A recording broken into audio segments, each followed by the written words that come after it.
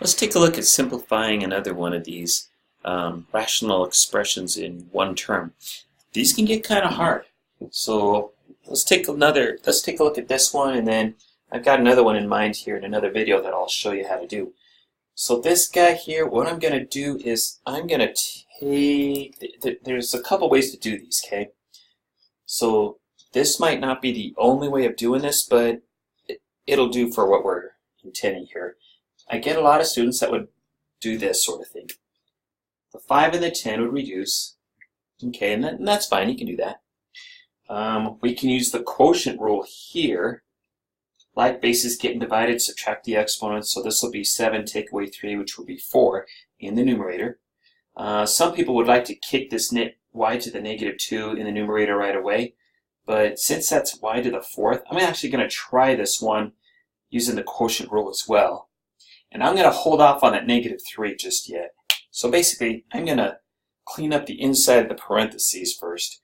You could distribute that negative 3 through everything if you wanted to. Kind of makes things messy. I don't like doing that. Mainly because of accidentally trying to make this a negative 125 rather than 5 to the negative 3rd. So I usually save that negative there till later. Alright, so let's see what we've got here. We've got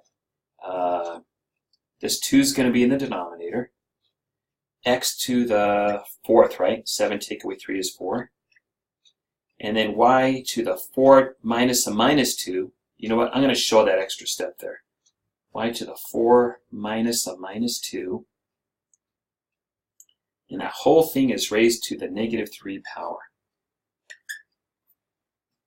Alright. I've got my x to the 4th. Now 4 minus a minus 2, that's really going to be a plus 2, right? So really that's going to be y to the 6th. And it's all over 2. That whole thing still raised to the negative 3 power. Now I'm not going to distribute that negative 3 through. Instead, I'm going to take care of that negative. I'll leave that 3 for a later step. That negative means flip this fraction over.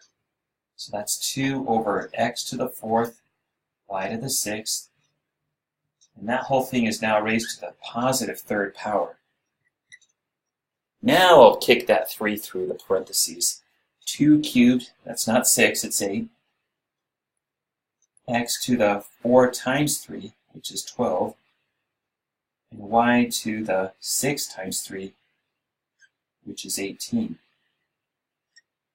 And that would be the answer for this simplification.